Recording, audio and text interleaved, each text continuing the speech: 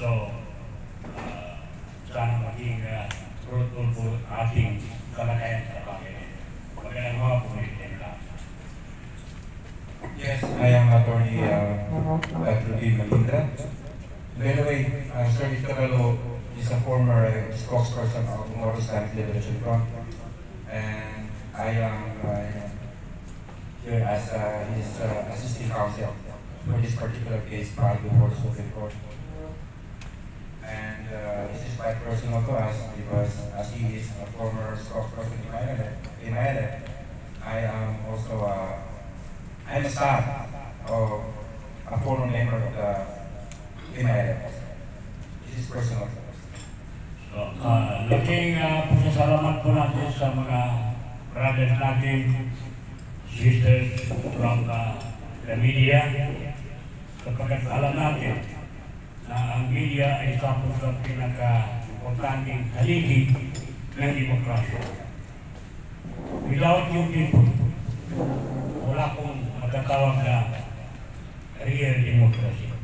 So we thank you for coming at sana po kaya ng sabi natin yung pong ating maging kalagayan nito ay mabunga para po sa kapakanan ng ating mga kababayan sa PAO at sa buong bansa na rin. Kapag ang magkikilabang po nito ay ang Bangsamoro at ang Republika ng Pilipinas. Okay.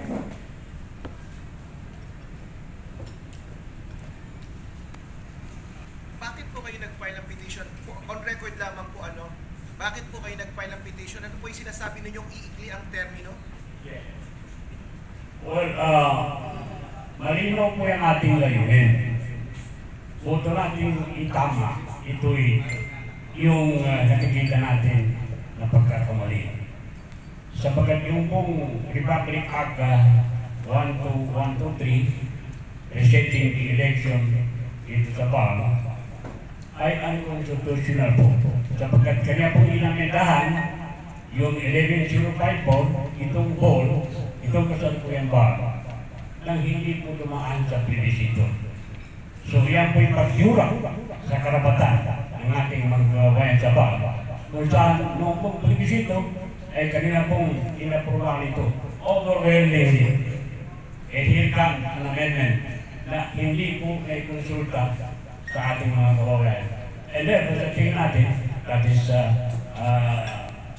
blatant disrespect sa karapatan ng ating mga kababayan Bangsamoro. 25. Sir, baka meron lang pong magtanong na ilang kababayan natin na bakit ngayon lang po ito final po sa Supreme Court? Yung unang resetting, actually hindi resetting sapagkat they just moved the schedule. Unang gawa ng Kongreso, meron na pong question dito. Itong pangalawa, itong 123, meron na rin pong nag-petition sa Supreme Court. Kanya lamang, ginawa ng Supreme Court, minute resolution lang. Hindi po nila pinailaliman yung pagtalakay sa laman ng petition na yun, na questioning the constitutionality itong proposed bill 12, naging batas na 12123. So hindi po pa ako. We are consistent in questioning the act of Congress in violation of the law. Ito pong Republic Act 11054. But ang resolution ng Korte, minute resolution lang, and then our lawyer, legal counsel, Attorney Mahindra, can expound on the matter. This is the second time actually that the parliamentary election is extended by a statute. The first one was 11593, and we questioned that. We questioned that 11593, but the ruling of the Honorable Supreme Court was the resolution of one page, I think. Then we are again questioning the 12123, valid 12123, all same grounds as manifested by Sir Nicole. So this is not the first time. We're consistent at least. We just want to protect the BOL, which is a product of the decade-old struggle of the Bangsamoro.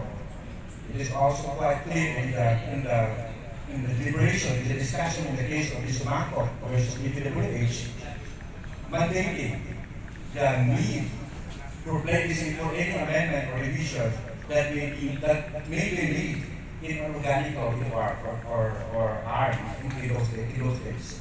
That's well explained in Isumako versus DPWH. Again, there has to be an amendment plus plebiscite if there is a need to revise armed organic law, or in those holy days, the armed organic law. Ano po yung mga bagong argument na inilatag po natin to convince the Supreme Court na ayunan po yung petition natin? Yes, if I can explain it. In the first petition, there was no discussion with the Supreme Court, only in the institution that in general terms. Here, we provided the same the need for plebiscite. Second one, the desynchronization of farm election law away from national and local, because that is also discussed in the case of Kila versus Sinek, wherein the Supreme Court elucidated the expression of the Supreme Court, or mandate of the Supreme Court, to synchronize national, local, including farm election or armed reform. That is quite clear. That's a mandate. That's very clear in the case of Kila versus Sinek. At kasama po, kung sakasakaling ayunan po ng Supreme Court yung petition natin, kasama po sa magiging effect po niya ay hindi matutuloy yung parliamentary election sa October po. Precisely. Yung atin ka, sapagkat atin, iyan ang implication niya. After all, ang election is synchronized.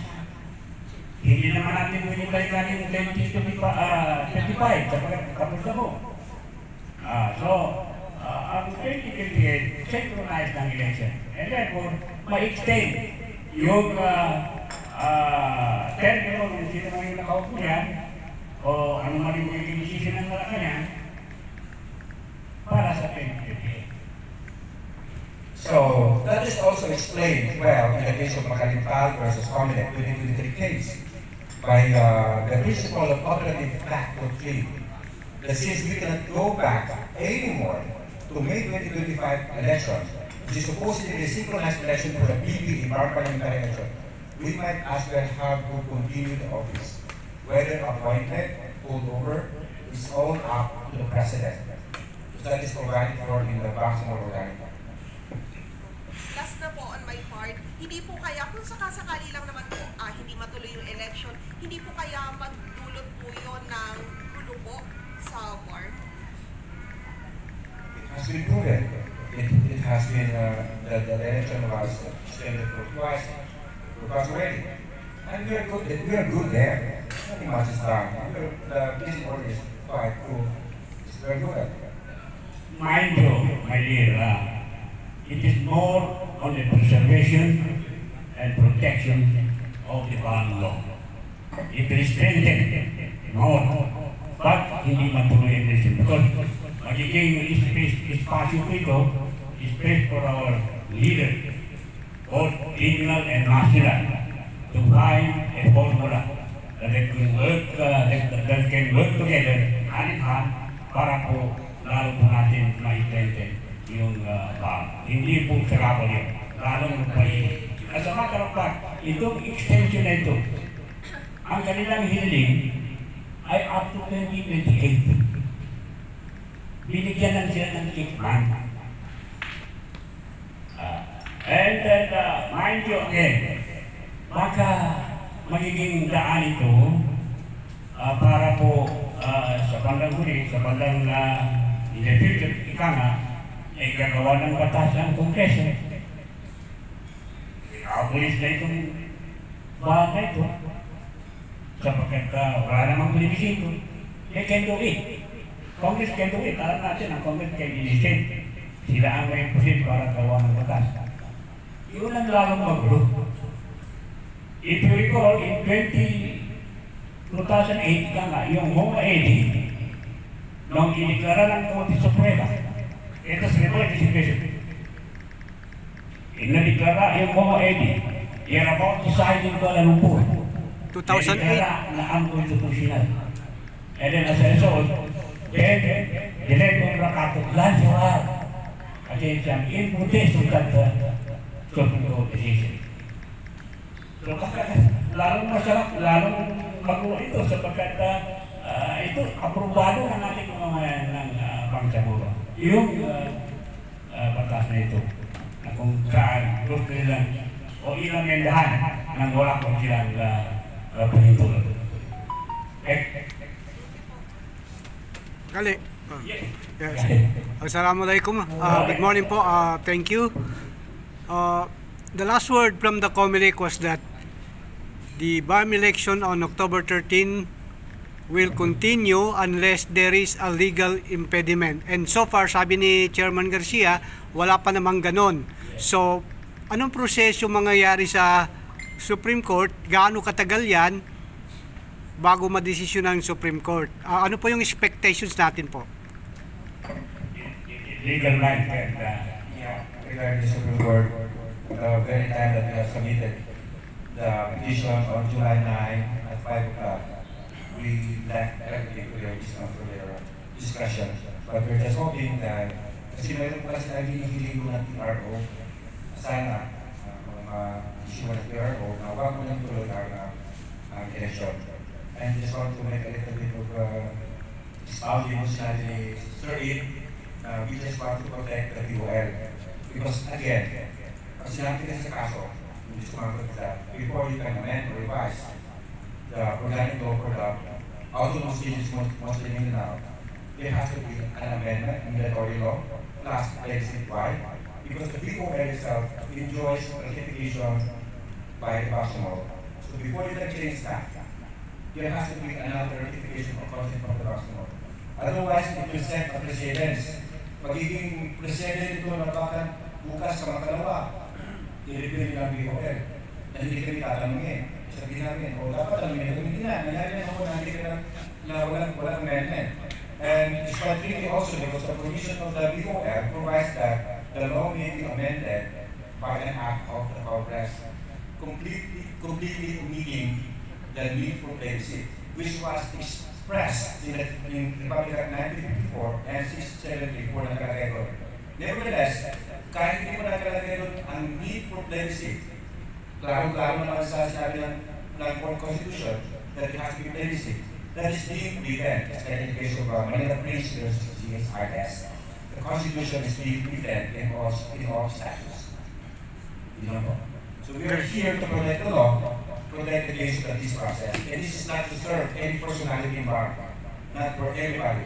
In fact, wala kaming makuha dito, wala kaming patrino dito, pero lang namin ipapakita ang pinagkasuhan. Kung inis nila, ang meron ng family sa amin, amin lang ito, nagtataksi, makain kami sa mga tabi-tabi, just to proceed with this. And this is submitted also to the Supreme Court respectfully, with all due respect. Sir, follow-up lang po. Sir, you're saying na you are doing it for peace in the BARM and for the people of the BARM. Meron kayong contact sa mga residente ng BARM kung ano po yung pakiramdam nila tungkol sa inyong ginawa sa Supreme Court na seeking to declare that law unconstitutional? Of course, meron naman tayo, but hindi pa naman extend yung ating gawa ng kanina nga ang gumagalaw. But our own initiative, we made a consultation with a group of our president, comrades, even former comrades in Central Mindanao. So, even in the island provinces, meron tayong mga contact. They are in favor of our petition. Questioning the constitutionality, I don't have any problem. And by the way, sir, just for the information, everyone, this action of us is actually quite prejudicial to our status because we are nominees in a particular political party in the BARM. So it is quite inconsistent on us questioning the election is coming 20 October. The synchronized election is coming October 2025. And at the same time, we are nominees. Nevertheless, our loyalty is to the Bangsamoro. Thank you.